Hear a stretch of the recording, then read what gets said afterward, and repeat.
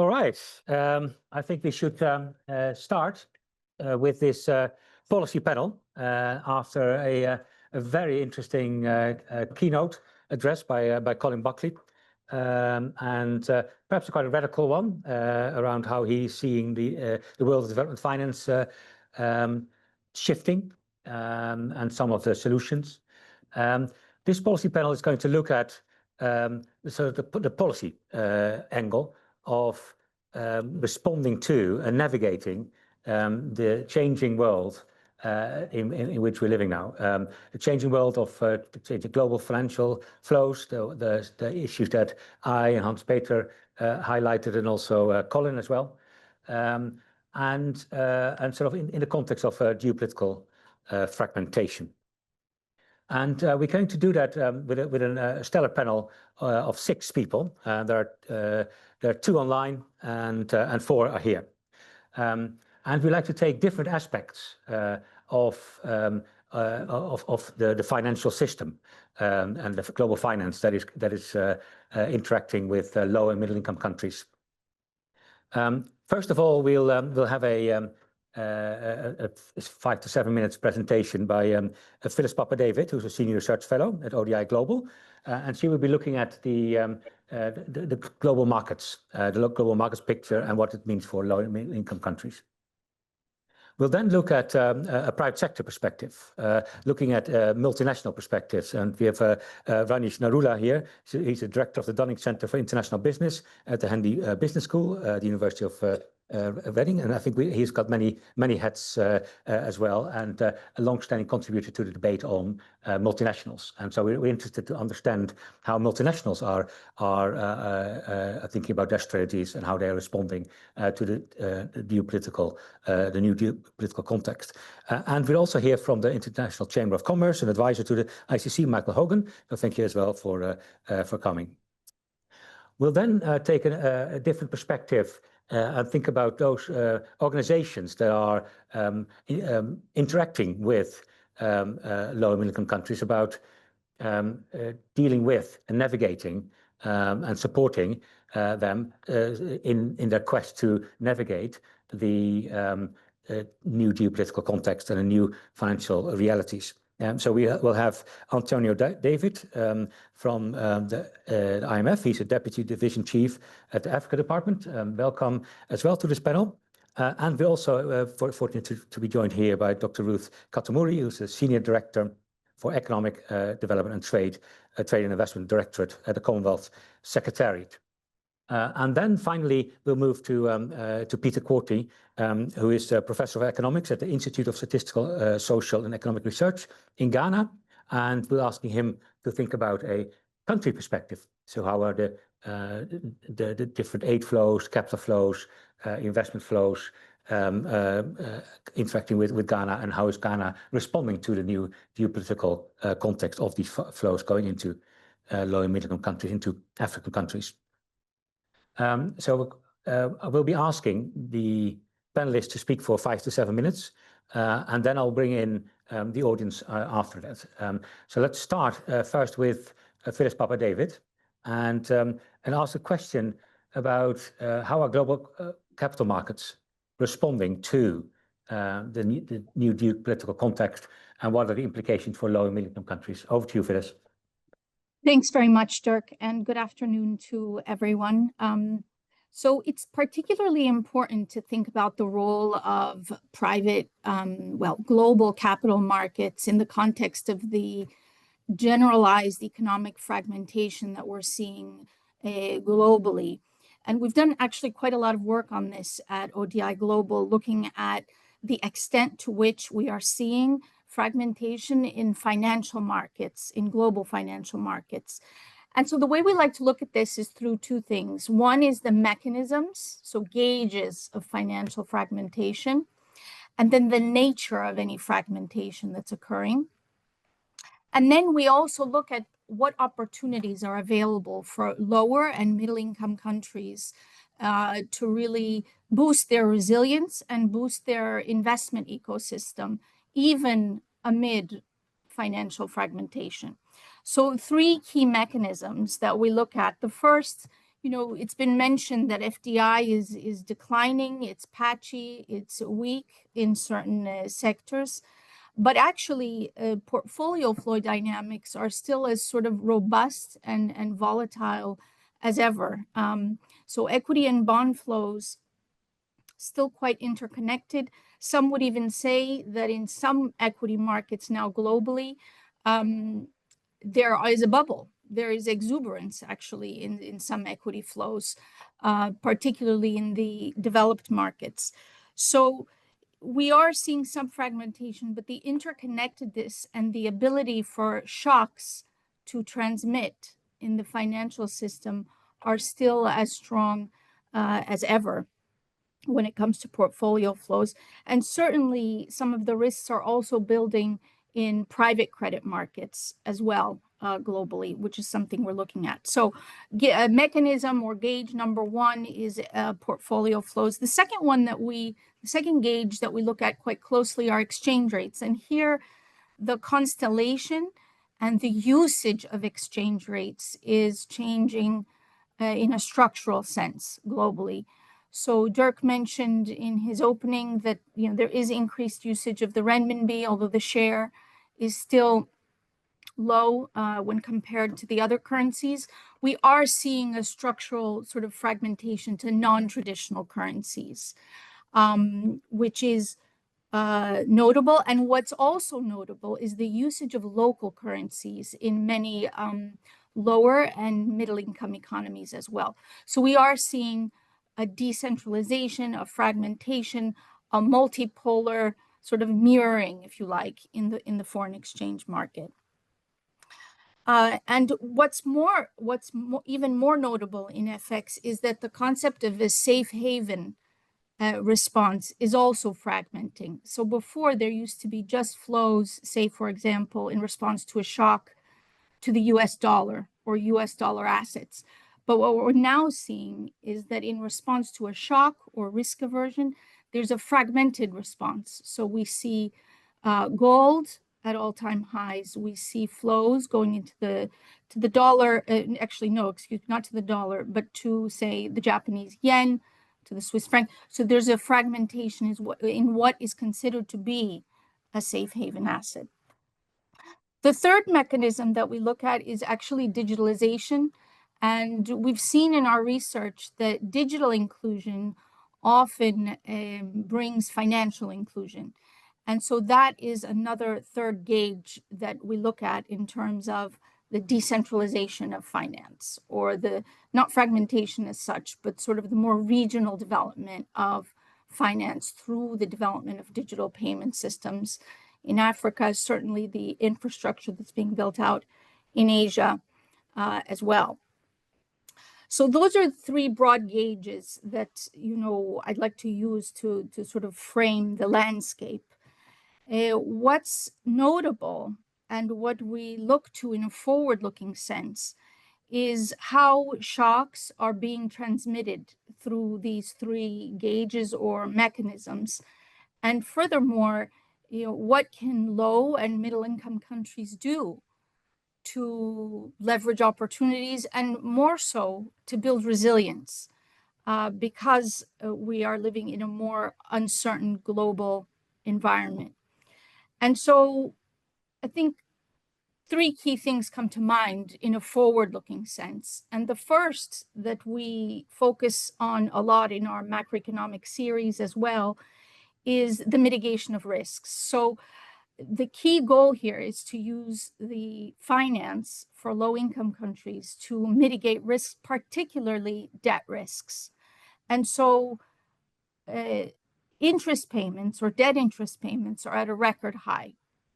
And so the key, we think, is to use financial instruments, derivative instruments, the whole gamut of new tools, innovative tools, to decrease risk, to restructure or to structure debt or issue debt in a way that mitigates risk. And we've seen cases of this where maturities of certain debt is extended post-crisis.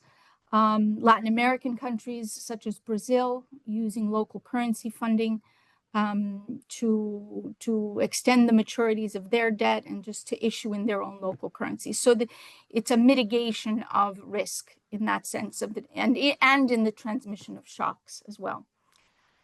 The second lever, if you like, that we focus on in terms of a response to this global fragmentation of finance is building domestic financial capacity. So boosting measures that foster liquidity so that financial intermediation really takes hold and really builds the ability to issue finance more affordably. And there we've seen instances, say, for example, in Uganda, I mentioned Brazil, where there's been an effort to build out domestic bond markets and different sources of finance to make it more inclusive and more affordable.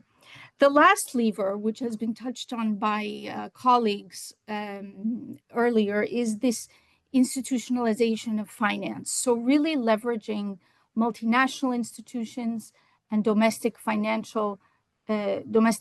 institutions to really catalyze finance and catalyze it in a way that builds productivity and builds inclusion. So we're seeing many instances of this both in Africa and in Asia where this merging of finance, this blending of finance really catalyzes finance into initiatives that closes the financing gaps. So the way we look at it is the three mechanisms and the three levers to really catalyze finance in this state of fragmentation that we're seeing. The key red flag, as I mentioned, is the developments on the currency front, which will have vastly different implications depending on the country that you're looking at. But we are seeing this multipolarity in holdings of assets for sure. I will pause there in the interest of time. Thanks very much, Dirk. Yeah, thanks very much. Very helpful. Very good intervention. And we're seeing different ways of responding to crisis, to the debt crisis, different instruments, different ways of responding. You also mentioned that there may be a difference in capital flow that we're seeing, that there may be a drop-off some FDI to low and middle income countries, but that equity finance, equity portfolio flows are still going strong and almost too strong. Let's go and discuss then the implications for multinationals and FDI flows and the way multinationals interact with low and middle income countries, which may or may not only be through FDI, but what are the multinational strategizing? What are the strategies now to respond to the geopolitical fragmentation, and how can we think about appropriate policies in low and middle income countries to respond to that? Thank you, Dirk. I enjoyed the opening talk. It is provocative, yet I think quite fair. And I think that when we look at the perspective of the lower income countries, I think the perspective is it's important to realize it's very different for different parts, how they respond to the multipolar world. And I mentioned this because in the last 4 weeks, I've given a talk on a similar theme in Mexico, Brussels, and Warsaw. So this is the fourth one in a series, and there's a fifth one coming up next week. But in each case, the audience is somewhat different. The point, of course, and I want to say this in the front, is that this is not a shock as much as people make out. What is happening on the challenges we're facing in the lower income countries in Africa and in Latin America particularly, go back to an overdependency on the idea that there was a super cycle of commodities. And I remember during COVID expecting countries to go bust because there was so much debt, and looked at the data on the debt in LDCs, it was massive. And of course, there's been trouble brewing for a while. Now, some of these things, so it's not Trump, it's not tariffs, it's not necessarily the wars going on. There's a structural problem in the way in which we have organized the world economy. Now, I'm going to come down to the issue of FDI and multinationals, because that's why I'm here. And two things. One, first of all, FDI and multinationals, the firms know what they want.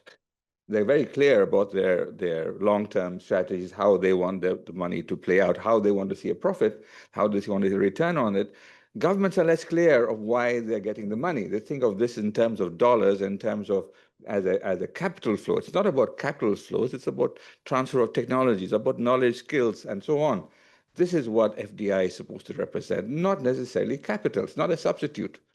And this has been a fallacy that has remained in place for at least 30, 40 years. Everyone talks about it as a capital flow. It's not about capital. So the multinationals are going in with this intention of generating a rent because that's their purpose, profits. The governments are thinking this is a substitute for aid. This is not so. And there's a mismatch here. So the thing is that, so getting governments to think longer term, and because development is a long-term problem. It's not a short-term problem. It means structural change. Accepting painful cuts, as again, our keynote speaker pointed out. Big cuts, long-term, not short-term. But politics nowadays is short-term. Everything is about the next election cycle.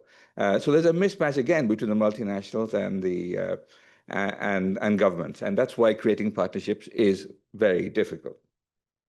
The second thing I want to point out is now, you see FDI dropping, and this is true because many countries don't represent a viable, profitable enterprise. It's not really a long-term strategy to make money. Risk levels are high for whatever reason, Basel and so forth. But there are a number of reasons why they're no longer as interested as they used to be. But perhaps most importantly is no one has made the effort to take the money that's been coming in and make the important structural changes needed for there to be long-term change. And multinationals can see that. They do the research. The point here I'm trying to come to now is multinationals organize themselves differently from 10 years ago. They no longer want to put equity. They now think the safe way is through global value chains, through supply chains, which involve no equity whatsoever. So in this case, yes, I mean, someone made an estimate that 50% of the activities of multinational are no longer owned by multinationals. They're owned by intermediate organizations. There's control without equity. So they still function as multinationals, but the FDI component is much smaller. Now, I'm not getting into the numbers, but nobody collects the data on this. We collect FDI data from 1945. We've got the same format of data about long-term capital flows. It doesn't make any sense anymore. So this is a problem, and we haven't got policymakers who think about these changes. We have, in part because the educational curriculum is such as it is, hasn't changed. And I'm at a university. I can tell you, it takes a lot of effort to convince people, academics, that the world has changed. So I can imagine it's even more difficult when I'm dealing with politicians. Now I've not got a lot of time, but now what can be done? And I think it is painful medicine. It is thinking long term. It is fixing. Not being interventionist. The solution is not to be more interventionist. It's about being more coordinative. The idea is to be coordinative policies which find ways to say, okay, what do firms want and what will lead to knowledge transfer, what will lead to linkages, and not focus on the capital flows. Focus on number of jobs created, focus on number of people being trained. These are the issues that matter. Create a bureaucracy that isn't interested in collecting per diems to go to training courses, which I have to tell you is a large phenomenon. Get people, you need a bureaucracy, a meritocracy. That's what the Chinese did, the Singaporeans did. That was their key, was learning how to actively coordinate policy. What do firms want? What do private firms want, domestic, foreign, and what do they need to make this happen? And how can we share the returns on this? That's what has to be done. So creating a proper bureaucracy, coordinating these activities, again, creating partnerships, and of course, dealing with the structural, the education. Simply, demographic dividend doesn't exist if you have unskilled labor. The demographic dividend in Africa is not going to be a dividend, it'll be a punishment. To have 80% of the economy in the informal sector untrained, what are we going to do? This is not a dividend, it's not a gift. I'm going to stop here. All right. Thanks so much, Ranish. We learned a lot. It's not a shock. Finance is not capital, and M&Es invest or interact with countries not just through FDI but through other relationships that are equally important. And but we also ended up with this notion of partnerships. I think in the collaborative spirit, coordination failures, helping to solve coordination failures. Michael, over to you. What discussion do you have at ICC, and how's business responding? Is it the same long-term story? And also trade finance is also something that ICC is looking at. How is the world of trade finance shifting? Really good to hear the previous comments, not from this panel, but also previously as well, because I think it's probably saved me saying half the things that I had here to say. A couple of things. First, the ICC spends a lot of time bringing people together. So this concept of partnership, it's not just two bodies, it's bringing together governments, regulators, banks, corporates, anybody else that needs to be brought together to make something happen. And the world of trade looks complex. If anybody overcomplicates it, time to simplify it, because basically it's selling stuff from here, going to there, and somebody sends me the money back, whether that's domestically or international. It's been going on for a long, long time. Ramifications and supports social development, economic development. So it's critical to a company's well-being, effectively. When we look at some of these flows, I would go back and say, let's look at it in three ways. Are the issues that we've looked at before and we've been hearing about real? Are they just a recent phenomenon? We talk about the fragmentation recently geopolitically. And is there a remedy to these? First things first, I would say from a reality point of view, it's very real. I heard the trade gap get mentioned before, and many people may have heard about the trade gap. I think it's underreported. It's about 2.5 trillion. The trade gap means how much people are requesting for trade finance facilities, but not being met. Okay, so if you think world trade is about $35 trillion, big numbers, but simplified, that trade gap is getting up to sort of 6-7%. It's not evenly spread. That trade gap generally finds its way to emerging markets and developing economies, and it's generally at the bottom end of the pile. So medium and SMEs get the worst of it. So when you think about who gets the money, it all goes up there in times of crisis, goes to the top, and it leaves the bottom adrift. Now, so that's a real gap. Is it getting any worse? A few years ago, pre-COVID, that was about 1.7 trillion. Post-COVID, 2 or 3 years later, we're looking at 2.5, getting up to 3 trillion now. So it's 50-60% increase over the last few years. So in a world where you want to be trading more and doing more trade finance, these emerging markets and the developing economies are going backwards. So they've not got their fair share. They're losing more share than they had before. So that's a real problem. So, is there a recent issue? I'll say, is this a recent thing? Of course, the last thing is sort of the nail in the coffin a little bit, the latest nail in the coffin, I would say. But prior to that, people were talking about, is it 24, is it 25? This is not 2024 and 2025. This is 25 years in the making, at least, I would say. I spent 30 years in banking, and we've been looking at this for quite some time. So if I wind it back, one of the key starting points for this was 2001, 9/11. Counterterrorism financing, we've got to do something dreadful's happened. How do we fix that thing?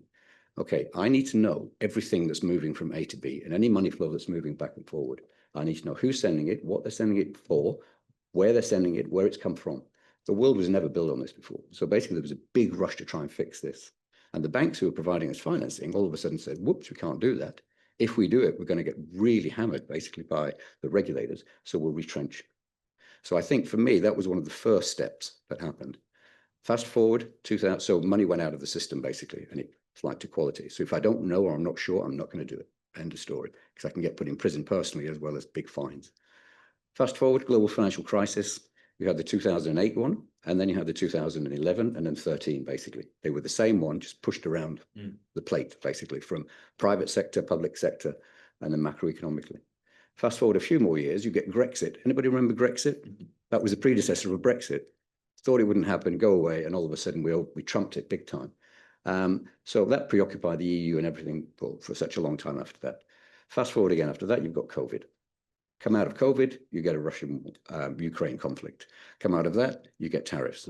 And in between, we talked about rising inflation and interest rates. Money's tight, so I'm not going to give it you in aid, and I'm going to pull the reins in when it comes to trade and development. So basically, that money isn't going around. You can see how that gap grows over time. Okay, that's the bad news. I think the third one is there a remedy to this? There is a remedy. And in the interest of time, I'll paraphrase them, but it was really good to hear what was said earlier about Phillips, because there's two things I would say that is required. And it really comes down to comprehensive and joined up thinking in terms of trade policies, international trade policies, domestic trade policies. Without that, and without people who can do that, we'll be looking at a 3, 4, 5, 6 trillion gap in a few years. So we need to redress, and we need to lean on some things that are already out there, which can be used, extended, and amplified, and then bring in some of the new funky stuff that we were talking about before. You know, younger people coming in with great innovative solutions on the digitization side.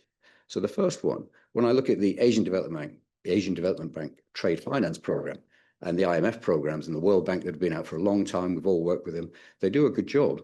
If I look at the African Development Bank one, it's probably done cumulatively what the Asian Development Bank does in a year. It's underutilized. It's a very, very good mechanism for getting other banks involved, putting the oil in the wheels of trade, allowing companies to trade, export out, import in, employ people here, use the supply chain domestically to employ and create economic value, basically. It's being underutilized, I think, at least from an African point of view. So I'd say take a look at these programs. They've been a long time out there, but I think they are being underutilized. You need to be expanded and need to be accelerated. That's one thing which exists. You don't need to rebuild it because it takes a bit of time to get up and running, but policymakers need to look at that. Then I would say you can start looking at some of the international trade corridors that are out there. We had a quick chat with Peter before when we look at the cocoa bod deals. So from Ghana, cocoa bod generates so much foreign exchange for Ghana and it brings it back into the country. It's been a brilliant model which exports coffee beans and then takes the money back in, chocolate basically. And it's been going for many, many years. There are really good African trade flows which are being used, which are not being leveraged, which could be digitized. The reason the gap's so big is because these things take a long time to ship and then get the money back. If you can speed that up, and I'm talking, this is where we do a lot of work with the ICC and through the Commonwealth as well. If you can move that from 2 months to 2 days, which you can do now in terms of settlement and you get the money in the bank, I don't need to borrow so much. So the gap can start reducing. So it's not that it gets bigger, I can reduce it because I'm being more efficient. Those international trade flows are starting to be digitized now. There are a lot of trade flows involved in Africa as well as the Middle East and also Asia, which are speeding up this. So I know who I'm dealing with. I'm happy with the transaction. The only thing holding up is the settlement, which is big reams of paper passing from A to B. And now I can get rid of the paper and I can digitize it and the money can happen and be in my bank account. So I don't need to borrow it from the bank at prohibitive rates. So start looking at those flows, prioritize them, digitize them. That's number one. Number two, just before finishing, there's a brilliant example talking about inclusion and of SMEs in India. TREDS, it's called. So it's a invoice discounting. So if I'm doing business in India with somebody, I give an invoice, I get paid straight away because it's a central registry. So the government has put in place a central VAT registry, which proves who's who in the zoo. So I can confirm my identity and then I put my invoice in, it gets automated, it gets fingerprinted. Nobody else can actually duplicate that invoice, for example. So if I'm a bank financing into that, I can trust that system. I know if I put the money in, it will come back to me again with my interest on it.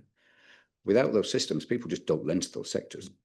So it's a way of actually expanding finance, access to finance, and bringing those in, developing a track record, which can then be used later on to either reduce the amount of financing you need or make it more attractive and credible for finances coming in. If you can get the short-term domestic piece sorted out, that helps with the longer-term domestic piece. If you can get the international piece sorted out as well, they play off each other. And that's a self-fulfilling story basically over time.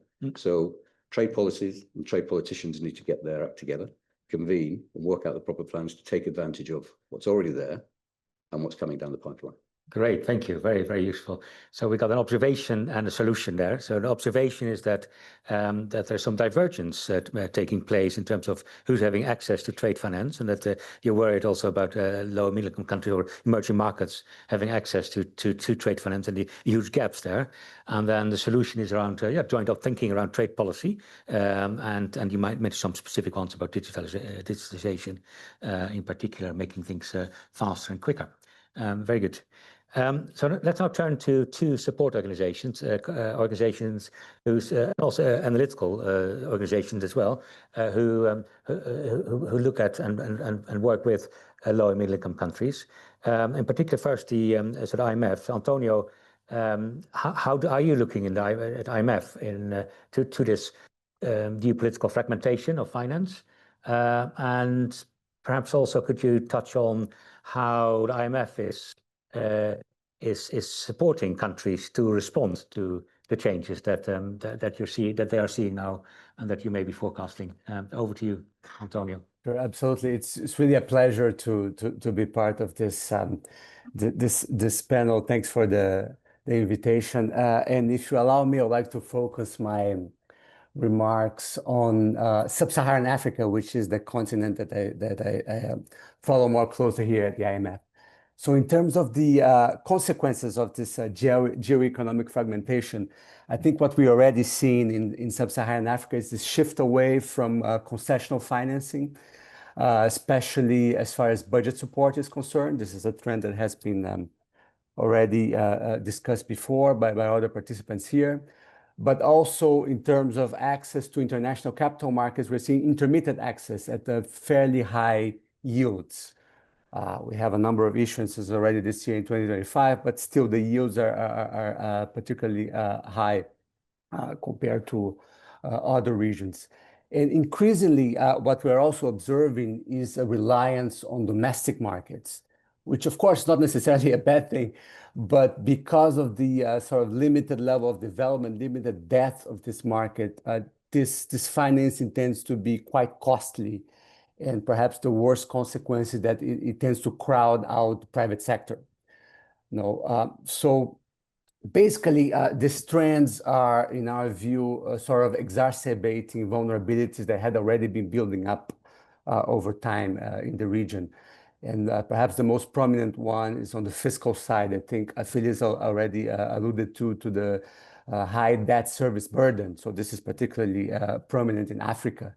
If you compare indicators of capacity to repay, like the ratio of interest payments to government revenues in Africa, they are much higher than any other region in the world, and much higher when compared to advanced economies. So that's putting pressures on policymakers. We also see pressures on the external side. In about a third of countries in the region, we see that FX reserves are sort of inadequate or insufficient and need to be rebuilt, right? So this context sort of is putting complicating trade-offs that policymakers face in Africa. I mean, how do you keep that public debt under control, address all the development needs that are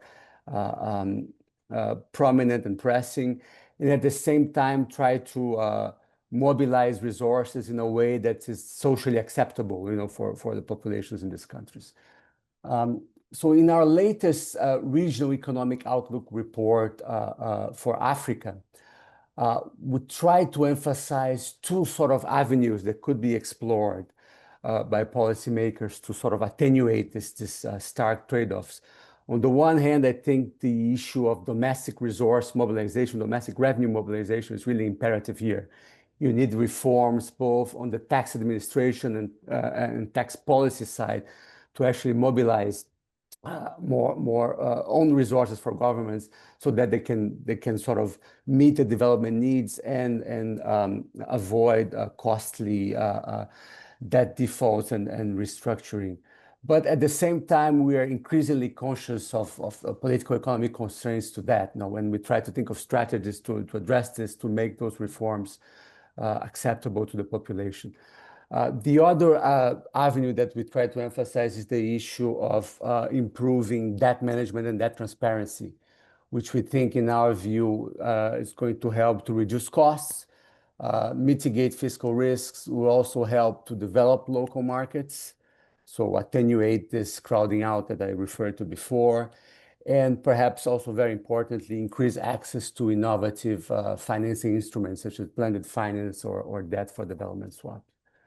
I think you asked me a question about how the IMF is helping. I mean, typically we help in three different ways. The first one is obviously providing financing itself to alleviate sort of the pain, the cost of adjustment, which we felt our financing will be even starker. And since 2020, the IMF provided close to $69 billion in financing to Sub-Saharan Africa. And right now we have 24 active programs in the region.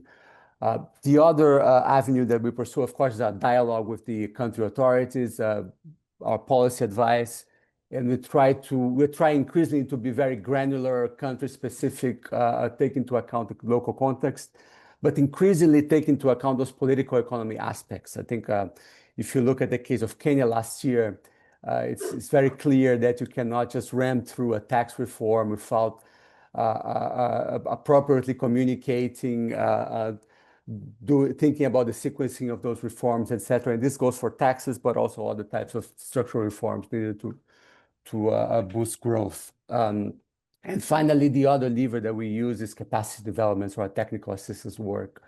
And of course, the technical assistance itself, helps to improve policy frameworks and institutions, but also to inform our advice and our programs.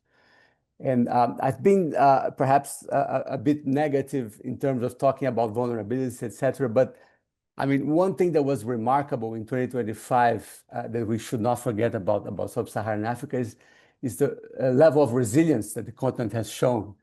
Despite this very difficult international context, if you look at growth rates, despite the trade tensions, the reductions in aid, etc., growth rates for the region as a whole have been pretty steady compared to 2024, at least according to our estimates, and we expect a modest pickup next year. So this is something that needs to be highlighted, and to some extent, this is due to policy reform efforts that the country authorities have been implemented. Of course, it's a very heterogeneous continent, so some countries are doing better than others. We have oil exporters that are doing less well, but let me stop here. Thank you. Right. Thanks, Antonio. That's, again, very helpful. And on the growth rates, and that's something that I've mentioned also previously here, is in Africa, sub-Saharan Africa, the growth rate is forecast to be greater than China in 2026. And that hasn't happened, I think, for 25 years or so. So it's about 4.3% for sub-Saharan Africa, and about 4% for China next year. So it's actually relatively growing faster, which is interesting. You also highlighted a number of other issues. I think higher yields for bonds. I think that's something we also need to understand better. Is this a result of the geopolitical considerations, or is this some other reasons? But if that is happening, that it becomes more tricky as well. You had some solutions about DRM and debt management offices, so domestic resource mobilization. I think we've heard it as well, and I think you can of course see tax as that, tax GDP, but it's also financial assets like financial, so the pension funds and so on, that could also be termed as domestic resource mobilization, sort of from the private sector. So I think that's an interesting one. And I think the other comment that you made, which is in context to Kenya, and maybe there will be questions later from the audience on that, but you want to take into account the political economy, and I haven't heard that before from the IMF, I think, and that seems quite an important shift. And the question, of course, is how to do that as well. Maybe so explicitly. Maybe interesting to address. Let's now move to Ruth and ask some similar questions to you as I asked to the IMF. But how does the Commonwealth help the most vulnerable and poorest countries in the world, but also of course in the Commonwealth, but maybe also other members to navigate this new world of geopolitical fragmentation? Thank you, Dirk. Maybe I want to refer to IMF and the point you made about you can't do these tax reforms without communication. I was actually in Nairobi and saying the same thing. This was about 2 or 3 years ago, because general public didn't understand what was happening. While it was necessary, that's why the communication with people, particularly in this age, I think is absolutely crucial. And I think once the president had the young people, he had a kind of a conference with the young people or dialogue with the young people. I think that's changed. And since then, Kenya is beginning to reform. In fact, right, just this week, we've had the Kenya debt officials with us. And we were talking about the reforms as well, as they have set up a reforms group as well. So just to step back a bit, and Commonwealth, for those who aren't very familiar, it's a grouping of 56 countries with 33 being small states. not just small island states, but small states. So we've been talking a lot about Africa, but I want to put small states in context as well. So it's about 2.7 billion people overall, and 60% of them are young people, such as this young person who asked a question earlier, and that includes British young people as well. And if I may respond to this, his question earlier is, yes, you live in the UK and you are worried about the UK, as you should be, but also we are in a world where we are so globally connected, it's a matter of circular economy. So I think what happens in one part of the world then eventually comes round. So we have to be interested in the global circular economy because they will feed off each other, and the flows may change direction as well, from developed to developing, where demographies are changing. And debt is high in the UK, and it's not debt only in developing countries. Going back to Commonwealth, what I think of Commonwealth as, and all of us here, I think we work with ODI, we work with ICC, and Ghana. We have the first African woman as the Secretary General, and she is from Ghana as well. So we are among partners, so to speak, since the conversation was on partnerships earlier. But let me just go back to some of the, we do knowledge products, so research, technical, we don't give money, unlike the IMF, but then small grants maybe. But we do technical assistance and capacity building very closely, working with our countries, influencing policy. But I do believe we have a soft power. In a sense, Commonwealth is a close friend or a friend in need when there's nobody else with them. And then, of course, when countries get empowered, we still sort of stay there along with them. So before COVID or during COVID, I think Commonwealth produced a trade review where it was clearly evident. If we think about service sector, some of the small states depended heavily on tourism. Over 50% of the economy is dependent on tourism. However, it was evident that soon after 2021, it actually bounced back, and many countries have said that it bounced back much faster than they expected, and it was even better and has become even better than it was before COVID. So that's a positive. But at the same time, what is important for our member countries across the members, not only small islands, is the key thing is about diversification of economies instead of depending on just one or two aspects like tourism or so we have to think about working with them and advising them to see how can they diversify their economies. Then another report, we show that capital flow volatility is a real policy problem among Commonwealth countries. But how do they do that? These countries juggle three tools when inflows, outflows swing. And these are, they allow the exchange rate to move, they tighten fiscal policy a bit, and they use sterilized FX intervention or temporary capital flow measures. These are ideally done in combination, including using transparently and sparingly. And what is the reasoning? They say don't fight every market move, let FX absorb part of the shock while using clear rules and light touch tools to prevent disorderly moves. This is based on some of our research.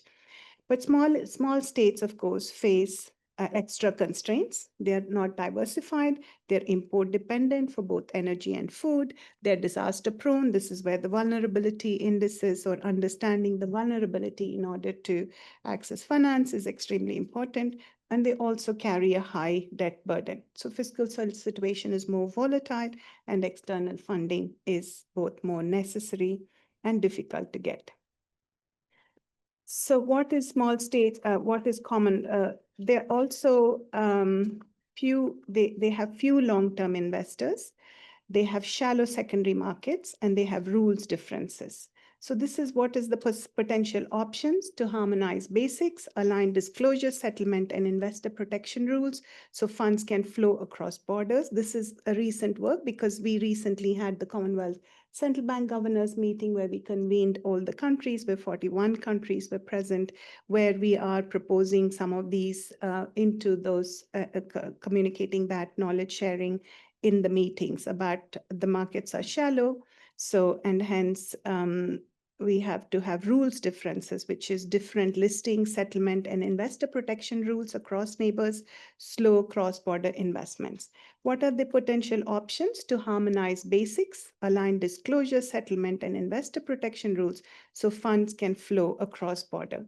Also, pooling and club issuance, so to try regional or pooled bond programs, so small issuers hit minimum sizes that global investors need, and common digital plumbing to use shared technology to publish timely, consistent data. And these are some conversations we've had recently alongside the IMF World Bank meeting. And with respect to IMF, we work closely with the debt office in IMF, including on debt management, kind of creating scoping with countries, knowledge sharing, as well as technical assistance, and including on debt transparency. Now, if any of you want to talk to the head of my debt office, he's actually in this audience here, Raymond Prasad, so he's attending this conference. So let me also then talk about the role of regional capital markets, why they're essential, more so now, and matter even more. When global money moves get bumpy, small and lower income countries can't always borrow cheaply from abroad. So this is why building domestic and regional capital markets, local bond market, shared listing, trading rules, cross-border investors are essential to develop more steady national mechanisms to raise money in country. What regional markets help with is cheaper, steadier financing, pooling countries, and bundling projects together increases market size. And this is what we're trying to do, where we're working with countries to try and support them in developing bankable projects by bundling multiple projects together, because trade and investment is a key priority for our current strategic plan. But at the same time, we also have to build better data and trust.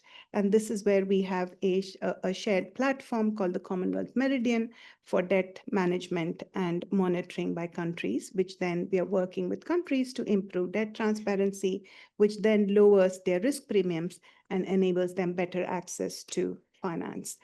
Why does this matter for trade finance? The Commonwealth, we have come up with the phrase of Commonwealth advantage. And there is a trade cost advantage, which shows that integration pays off. Intra-Commonwealth trade is estimated to be about 2 trillion by 2030, and it's also cheaper by 21% trading between Commonwealth countries versus non-members. And so we are working on this policies for digital trade to drive more trade between countries. But I also want to take the example of AFCFTA, which is the Africa Continent Free Trade Agreement. Now, this continent currently comprises of, somebody said 54 countries earlier. Maybe I'm wrong. I thought 55 countries, so maybe it's 54 countries. But what is the population? It's about 1.3 billion people with a 3.4 trillion economy. So the growth rate that took time. But please finish in 1 minute. Yes, I just wanted to mention this because this is about the regional mechanisms which are important and they're being developed. One of the things I say to Africa is Africa should take ownership and responsibility for its own development. And it is in a position that it is now beginning to, not adequately yet, but it is beginning to. And so that's an opportunity. And these are some examples of that.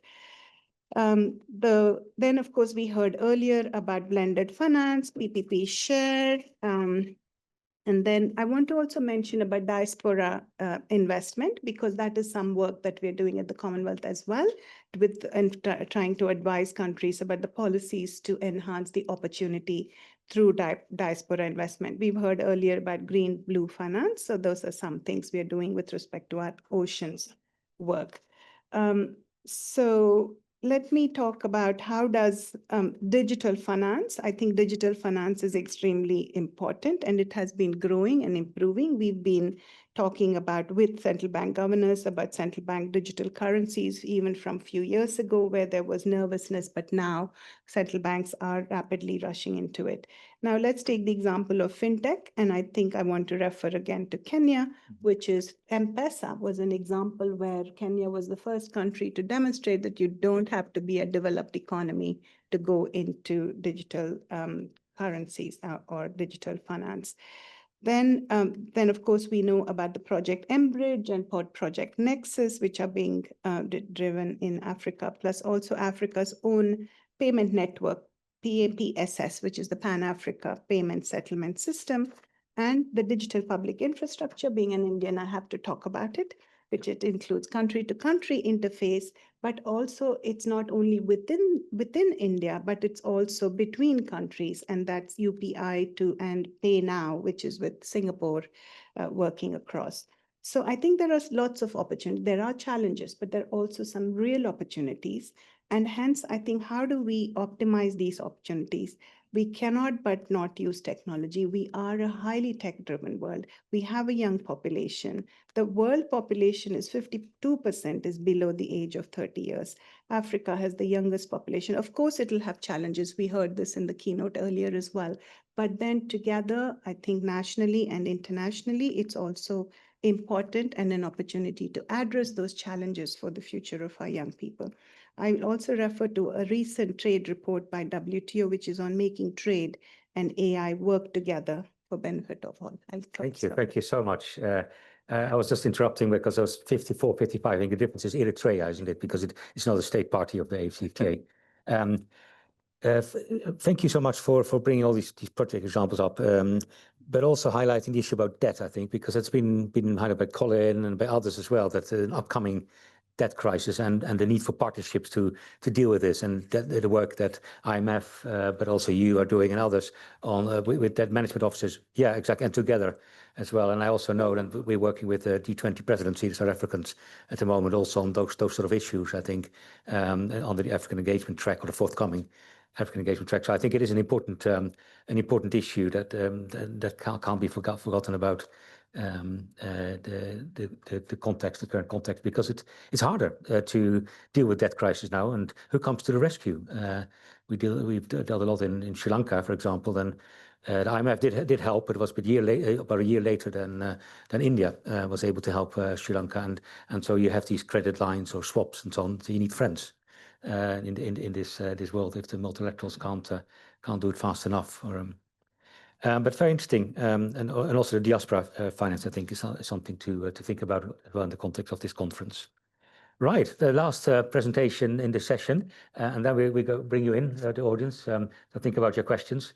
It's sort of having a country perspective. So we heard all about trade finance, we heard about multinationals, we heard about the IMF, the Commonwealth Secretariat, also about global capital flows, stock markets, equity booms, but less FDI. How is this all operating? And of course, also at the beginning, the sort of the declining aid.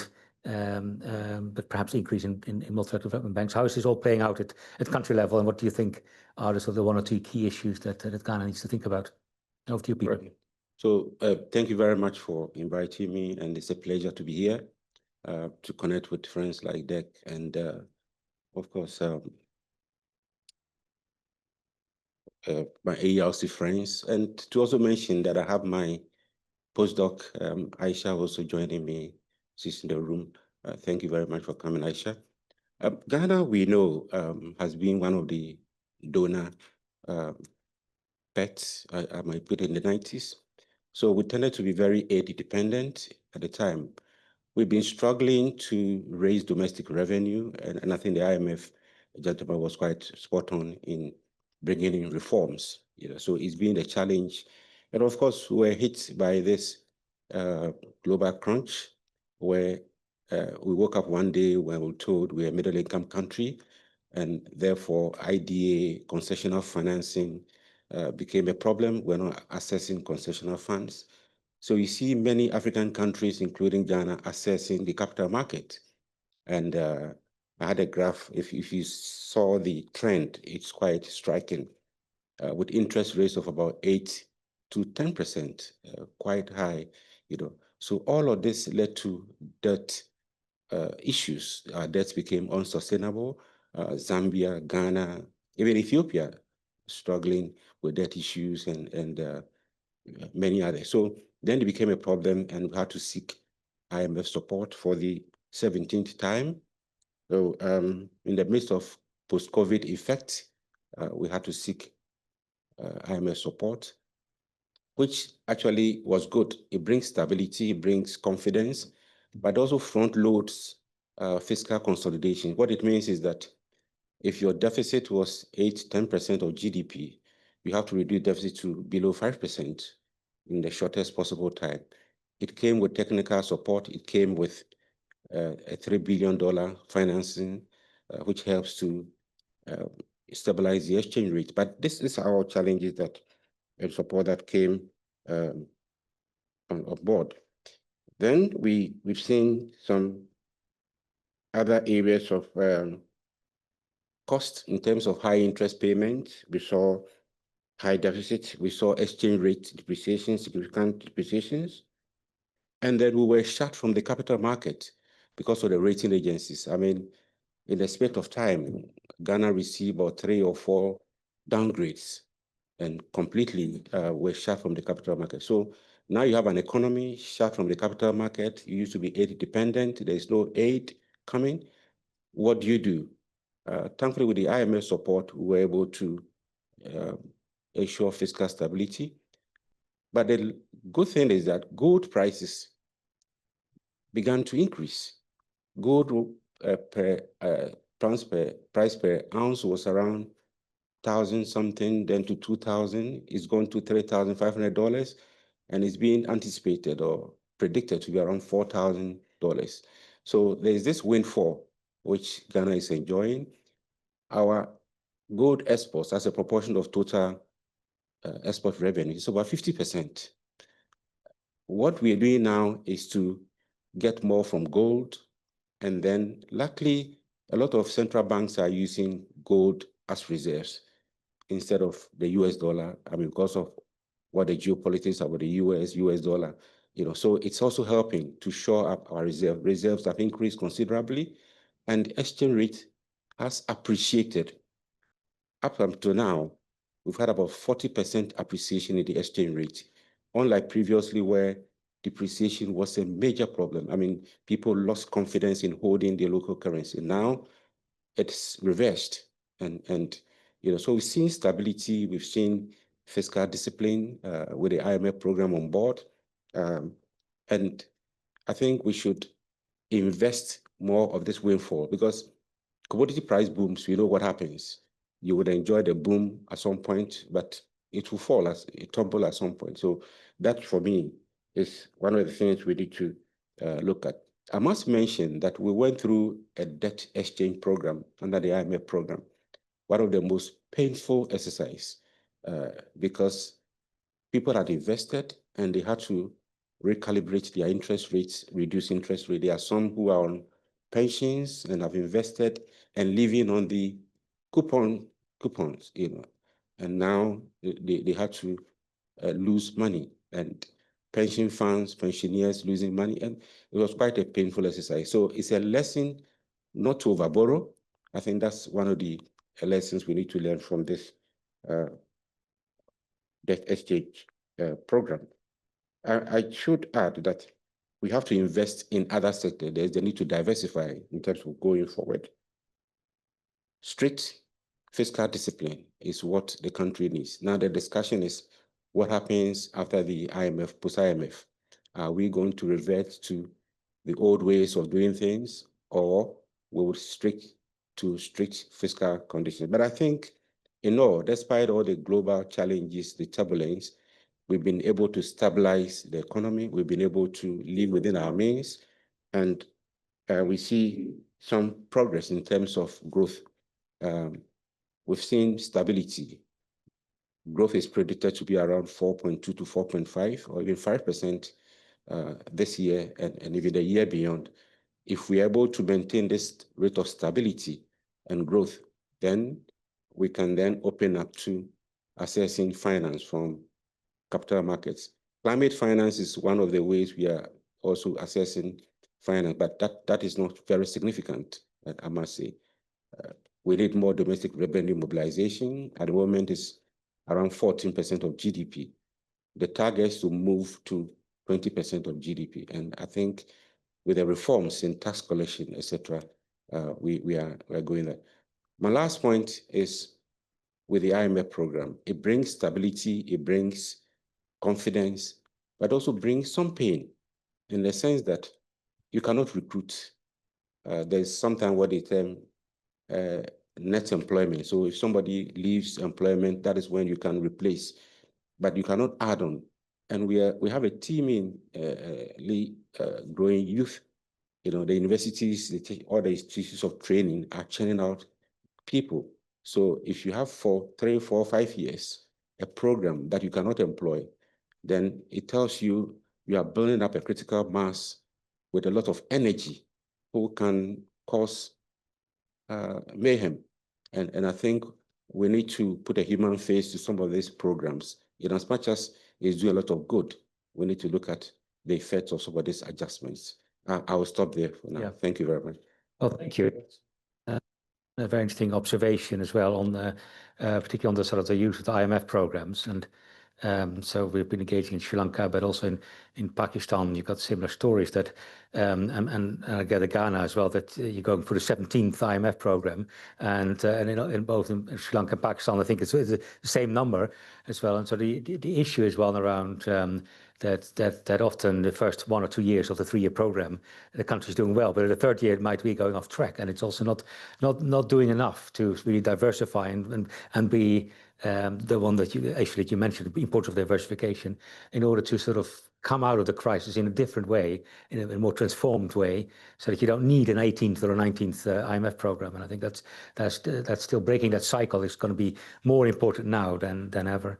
I think also the interesting thing is about gold prices that you mentioned. I think Phyllis Papa-David's on the screen has just done a briefing also on that, on the use of the price of gold, and that in part it reflects sort of markets, but also in part it also reflects how central banks are increasingly holding gold as well. And I think there's a demand for more gold, and the prices are going up, and it's almost like an automatic stabilizer at the moment during the crisis. So that is an interesting observation that you highlighted. So I think we've heard quite a few different inputs. I mean, we heard about differences in how emerging markets are affected in terms of FDI versus portfolio flows. We heard a bit about sort of the different types and ways in which multinationals interact with countries. But we also heard about sort of that things really need to be done differently and in different ways. We need to work differently. We need to think about partnerships. There are interesting ways forward. Michael was mentioning about partnerships around trade finance. Collaboration was also highlighted by Ranish. Peter, you also highlighted collaboration with IMF as well. And I think Ruth, you mentioned partnerships with all the institutions here. So I think that's an important message. So let me then turn to the audience. We have about 20-25 minutes to have questions and answers. And I'd just like to take a few questions, and you can you stand up and maybe, or sit down, but introduce yourself who you are, make a point. And if you have a specific question, you can always say who you direct it to. But I hope to get back to the panel, all of the panelists, to address some of the questions. I hope to sort of take 2 rounds or so. Who'd like to go first to address some of to ask some of the questions to some of the audiences? I don't think of you. You may want to wait for the microphone so that the online audiences can also join in, and I'll see whether there are any questions from online. Thank you. Jessica here from Comonix Mobilist. My question is aimed at Ruth. I am a University of the West Indies alumni, so the question will make a little bit more sense. How is the Commonwealth Secretariat using its soft power to encourage developed markets to better measure and reduce carbon emissions, which disproportionately impact small island developing states who contribute far less to global emissions than obviously more developed markets? Also, you speak about the role of regional capital markets. How do we help build them when regions such as the Caribbean in particular are so susceptible to these natural disasters that then set them back years in terms of economic development? You also mentioned diaspora investment. Again, as you mentioned in response to our colleague Leo's question, how do we support as part of the youth diaspora when the economy and the cost of living is so high in developed markets such as these? How do we support them? Thank you. Good. Are there any other questions? I mean, otherwise we can go first here to Ruth. You want to go? Yeah. 10 minutes.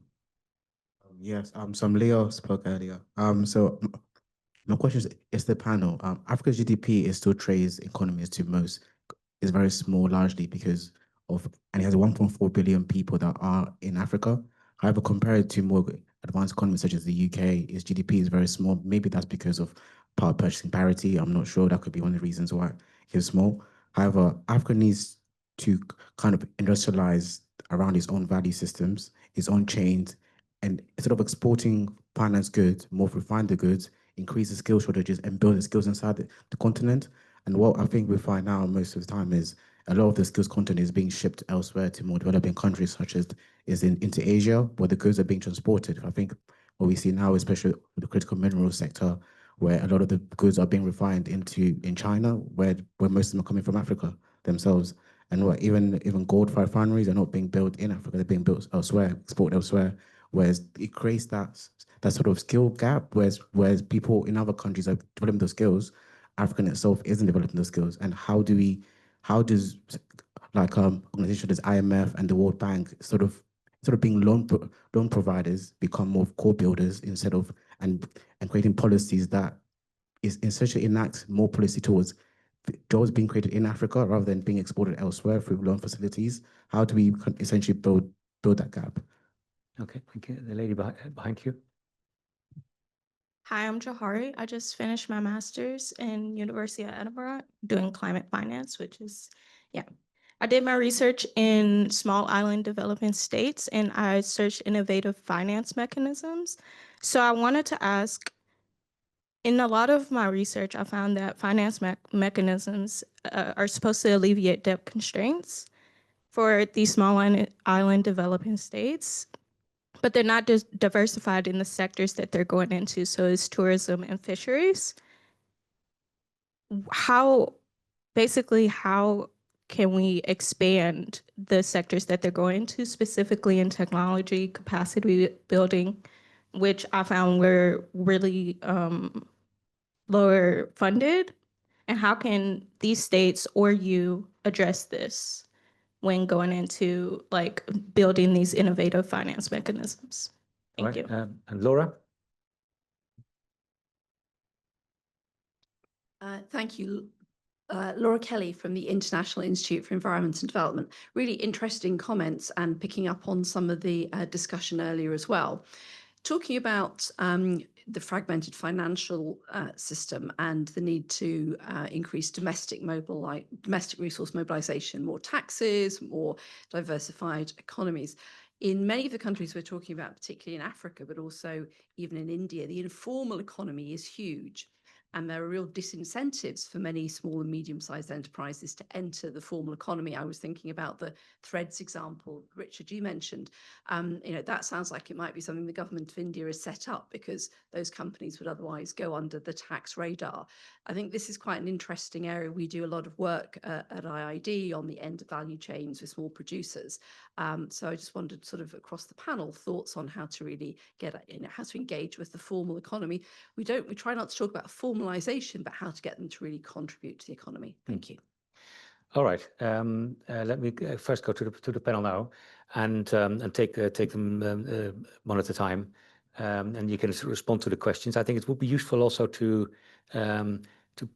respond in a way that also thinks about the new geopolitical context.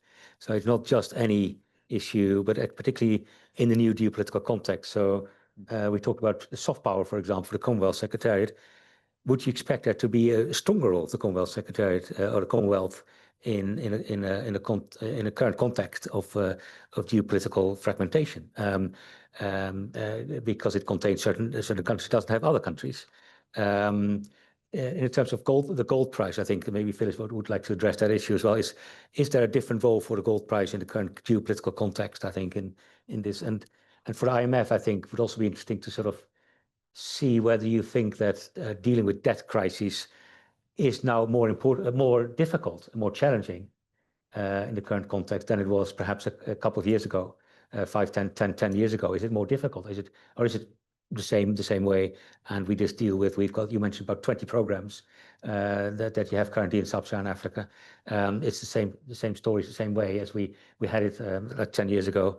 20 years ago, you didn't have any, very few programs, I think. And we were talking about developments of IMF. We now think about the other way around. Can we keep the important role of IMF? How long can we keep it in this way? Let me first go to Ranier. You may want to, and then take over panelist here. Yeah, I'm not going to.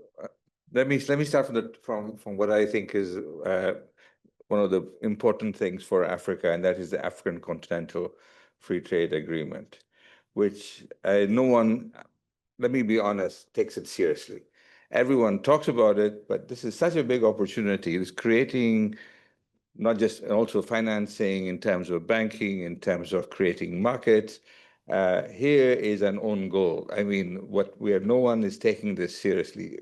Crossing borders, moving across everyone talks the talk, but no one walks the walk.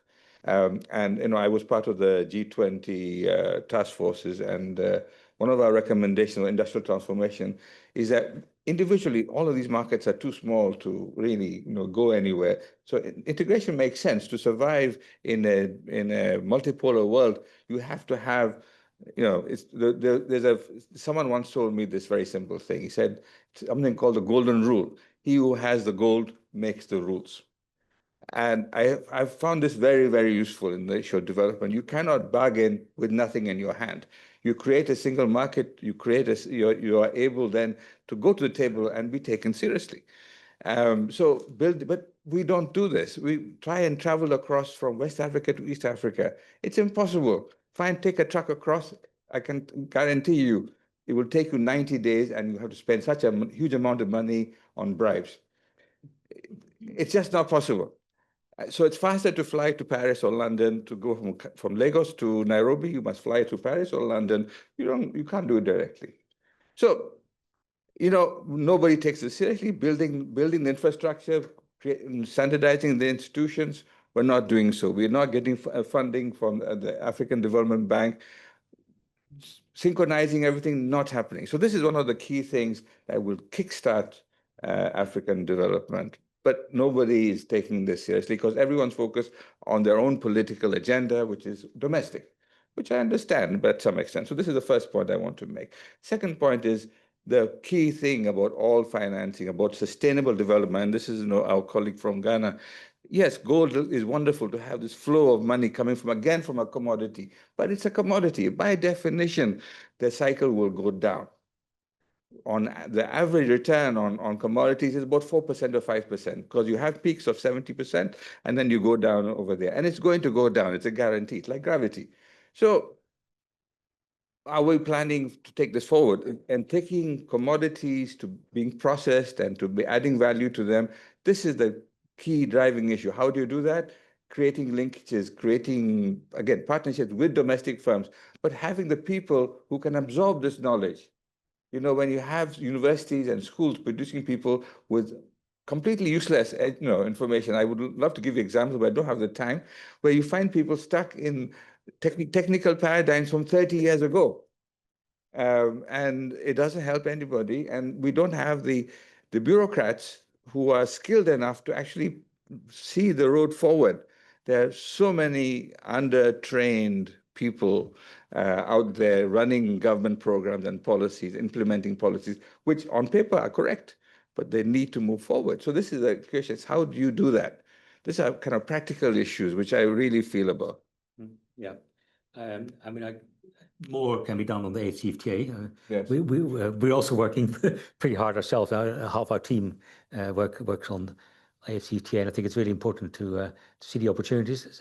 The intra-Africa trade has increased in 2024 on some databases, and there's a digital trade is actually increasing very, very fast in the African continent compared to other regions. It's growing faster than elsewhere, but from a really low base, and the question also of how does policy support it, how can it support it it further. So I think absolutely important to take this opportunity. We're going to discuss regional responses tomorrow as well. So in different regions, Asia and Latin America, BRICS as well, in terms of what are the different responses. Ruth. Yeah, so just that I think at least the mechanism exists to enhance that regional collaboration. So I'll just say one point before you have more time to discuss tomorrow. The fact that it exists, it gives the mechanism, gives the opportunity. And as I said, countries and the region has to take responsibility and ownership. And this is where, sadly, the golden rule doesn't always apply. And if you take he who has the gold makes the rule, is not the case when it comes to Africa. They are the richest region in terms of minerals, but they are not sitting at the table to make the rules. And those kind of things, again, have to be, and these are things we say to our countries, saying you have to take ownership. You should also own the riches that you actually have in your region. So you talked, from that, I respond to your point, Dirk, saying, do we want to be soft power or become? And I would say, I think it's a very interesting question, and I could take a long time to answer it. But just to say shortly, briefly, I think the advantage of the Commonwealth is its soft power. And it's the perception or the reality of how countries see us not as an other, but as one of them. And that gives an advantage of that soft power, which you can sort of move things, communicate things with countries, which many other institutions cannot do the way we can. Now, let me go to this University of West Indies lady about small states. And that brings me to that point. For more than, for a long time, the Commonwealth has been a friend to the small states when nobody else was there. So I say very often that the Paris Agreement would not have happened in 2015, except for the voice of the small states. And it's not in 1 year, 2 year. For decades, when the Commonwealth was holding hands with the small states and trying to give them the empowerment and voice, was being heard very slowly. Eventually, in 2015, the global community took note of it. Otherwise, it could have been even more delayed. So connecting these two about climate as well. So I think that friendship, that sort of support that Commonwealth has given. But today, if you go to the COPs, you can see the small states are empowered, their voice is heard, and I think they are holding the developed world accountable. And at the same time, sometimes I worry about things like past versus the present, and volume versus past volumes. Yeah, if you look at regional changes in population sizes, where the volume of the population aspiring to consume as much as a developed economy does, that is more dangerous for us as a future world. I should not want to name names, but we have to be conscious of that as well. But at the end of the day, small states have a challenge.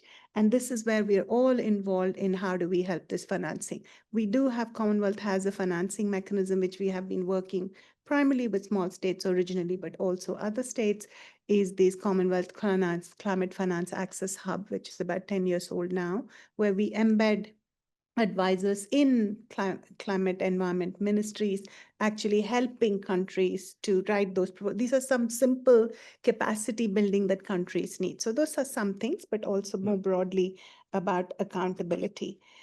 How to support youth diaspora, wish to support, or okay, I will answer one more thing on the informal economy. I think it's extremely important. One of the key pillars in our strategic plan is about supporting and enhancing MSMEs, even including access to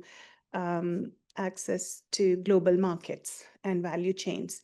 Now, I think this young people and technology will drive it because they adopt the technology. That is why things are moving faster than they did before, because they are going to drive it. For them, technology is like it's pretty much part of their everyday life, and hence the digital trade, that's why it's increasing much faster, and also in the region with the young population, it will increase more. But this is where I think that circular economy and interconnecting with the opportunities that are there on all sides is extremely important. Yeah. And learning from India, of course, has been big on informal economy.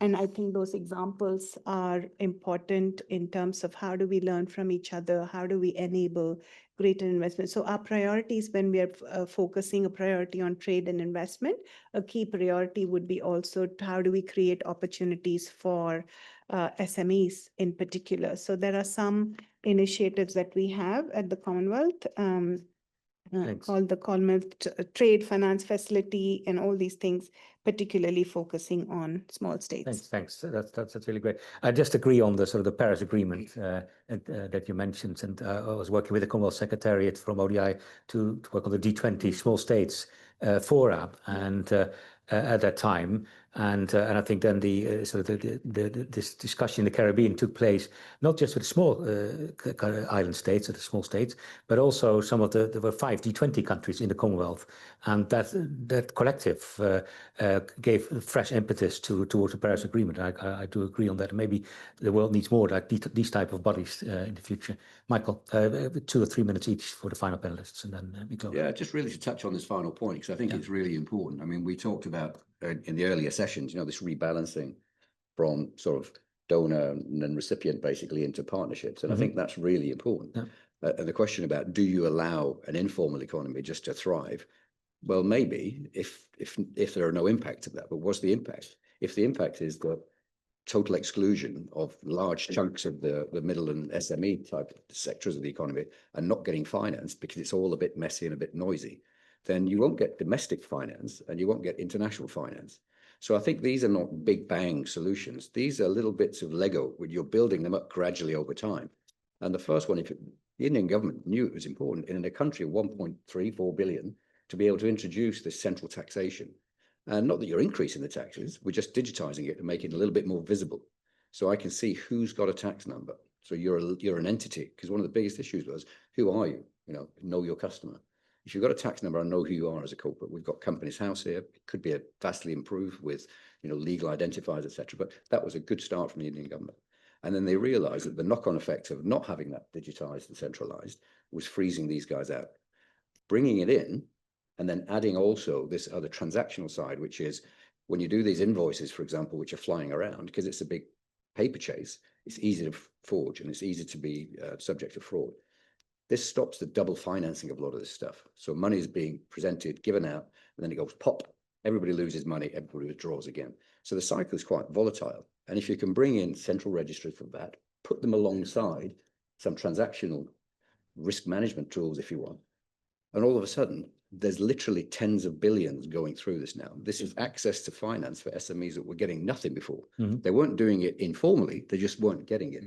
So if we buy the fact that trade has a knock-on effect economically and socially, these are important things to do. And, it's a great success story. They've expanded it now internationally.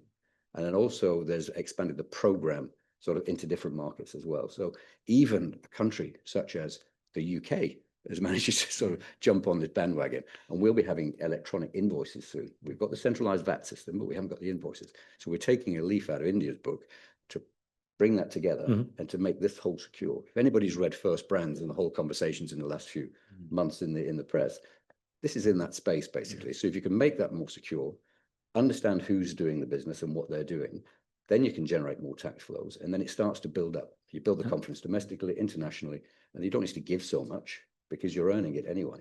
So you've got to take one of these steps bit by bit and a bit of joined up thinking. And very interesting, Michael. Peter.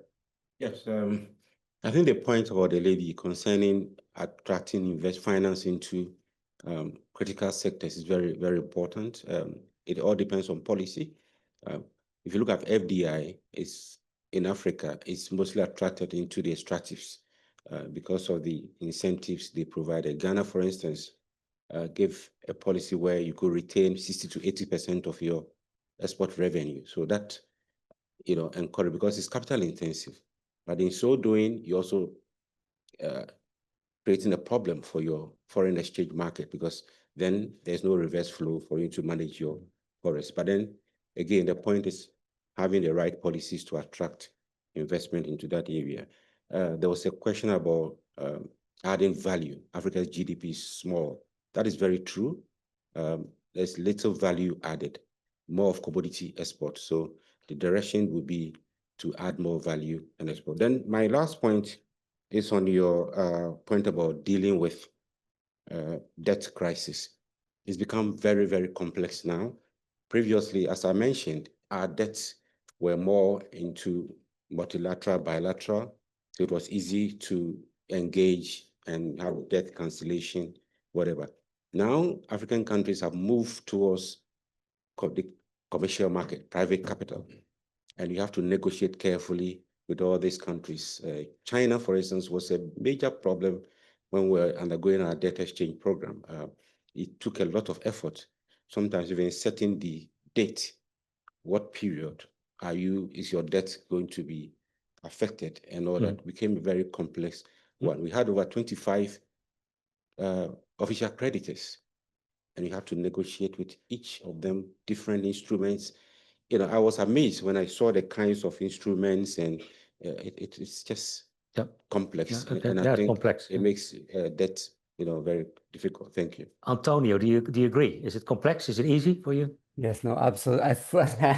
I fully agree. It's complex, and it became increasingly complex. So I think we are in a different world now. Before, we had the Paris Club official creditors that had a very clearly understood and well-established procedures. No, I think that as Peter was alluding to, the creditor landscape has changed quite a bit. We have non-traditional creditors, including China, and official creditors, including China and others. We have increased private sector participation. Luckily, as you are all aware, the G20 has established this common framework that has helped in that dimension. I mean, this debt treatment, as we call it, issues is essentially a coordination problem, right? And so this common framework sort of provides the mechanisms to go through that. The initial countries that were subject to the framework, it's true that the process took an enormous amount of time, but there has been some progress, some improvement, and it's become faster, but certainly more complex than it was in the past. In terms of depicting the picture for countries in Africa or developing countries in general as being in the brink of a systemic debt crisis, I would argue against that a little bit, push back against that. It is true, and I will be the first to say that when we look at sub-Saharan Africa, we have about 20 countries for which we, the IMF, say that debt is in high risk of debt distress or already in debt distress. But I think that in some cases, debt treatment, debt restructure will be inevitable, but that's not true for all of those countries. And I think Peter was in his previous intervention, he gave a very concrete example of the costs of restructuring, right? We shouldn't fool ourselves and think that restructuring is a free lunch. No, it's inevitable sometimes, especially when debt is unsustainable, even under fiscal adjustment and reforms. But it has very practical implications, as Peter was saying, on the domestic side, for savers, for banks. There's increasingly a sort of sovereign bank nexus that we can see in African countries as well. So sovereign debt representing a large share of banks' portfolios. So if you restructure that, you're going to have an implication for financial stability as well and financial soundness. So we need to be aware of that. And even external debt restructure is also time-consuming and costly, as I was mentioning before. So we need to costly in terms of GDP growth, access to financing later on in the future, et cetera. So we shouldn't take this lightly at all. Albeit I'm the first to admit that in some cases it's necessary and it's the only way to go. I think just to jump in on this one question from the audience about the role of IMF, World Bank, and international institutions on this issue of building skills and increasing the complexity of the economy, value added and all that. So specifically on the role of the IMF very quickly, I mean, we're not the development institution per se. We're more about, providing financing to ensure macroeconomic stability and address balance of payments needs. But I think that's macro stability is a precondition. No? If you don't have that, you're not going to be able to move ahead and build this more complex and developed economies. And at the same time, in our programs, we try to support reforms that are going to improve the investment climate for the private sector, and they might be able to boost growth and also lead to this structural transformation that it's required. And in terms of the skill building and education spending, this is something that increasingly our programs will try to protect. The IMF programs typically involve some sort of fiscal adjustment, as Peter was alluding to in the case of Ghana. But we try to protect social spending when it comes to that. And by social spending, essentially, we're talking about education and health, and try to carve as much as possible of that out from the fiscal adjustment increasingly in our program. So this is one way we're trying to address these issues. Thank you. Thanks, Antonio. I mean, one thing that you mentioned was about debt restructuring and the importance there, and that's perhaps what is needed, right? Deep debt restructuring fast when some crises come, and that's maybe. I mean, I think Colin, you mentioned that as well. That sometimes that may be the best way forward. Otherwise, we risk becoming a Greece. That took like a decade to overcome, I think, the challenges. Phyllis, you had the first comment of the panel, also the final comment of the panel. Over to you. Thank you. Just to pick up on the point on the value added from some of the sub-Saharan African economies. And I mean, productivity is falling in many countries, just globally, as well as investment shares. And the key thing, I think the one thing that the research points to in terms of long-term growth is this issue of skills and vocational training and employment for youth. So an indicator that a lot of people don't look at and don't mention is the NEET rate. So the proportion of youngsters that are not in employment, education, or training. It's going up everywhere, and in China, I think it's a quarter of the young population. So, I mean, I think that's a key variable to look at and monitor. And the link with finance, of course, it was mentioned earlier, is FDI. So that is a very important factor in terms of building up the skills and the vocational training. I remember speaking to someone in Norway years ago from the oil fund, the pension fund that invests the oil revenues, and oil was dropping at the time. And the portfolio manager said, well, we're not very worried about the oil price dropping because we have a very strong program to retrain our staff in other in other sectors and in other jobs and jobs that are related. But so, I mean, I do think it's very important in terms of just overall resilience, this issue of the youth and youngsters. That's it from me. Thank you. Thanks so much. Very important observation there to finish off with. That brings us to the end of the panel. I think a lot has been discussed, and it's a broad topic from different perspectives. I think one or two things I hope that stick with us is, one was the observation that things are changing, and including as a result of the geopolitical context. And so financial flows are different. We're seeing less investment, for example, as well, currently taking place, which may have productivity effects, or and other things are occurring. And we need to work out a bit more when we've got more data, as it were, in a bit longer period of time, what exactly is the result of the geopolitical context, what is just the general market, what is cyclical, what is structural, and what are the changes. Some say there are some real structural changes there. We then also observed sort of some new ways in which you could deal with these challenges, and perhaps also So like the trade finance issue that was discussed, or some other ways, domestic resource mobilization. Some things we have discussed before, but there are also some new ways that that have come to the forefront.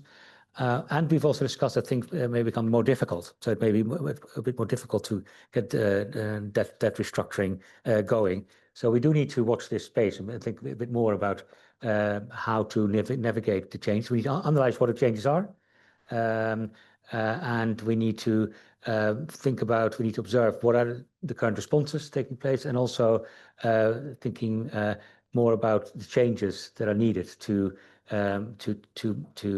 support low and middle income countries in the new political context. And I think one example was the IMF talking about political economy, for example. There's something new, right? So what are the new things that we see here? Thanks so much for the panel, and let's reconvene in about 10 minutes for the final panel. Thank you so much.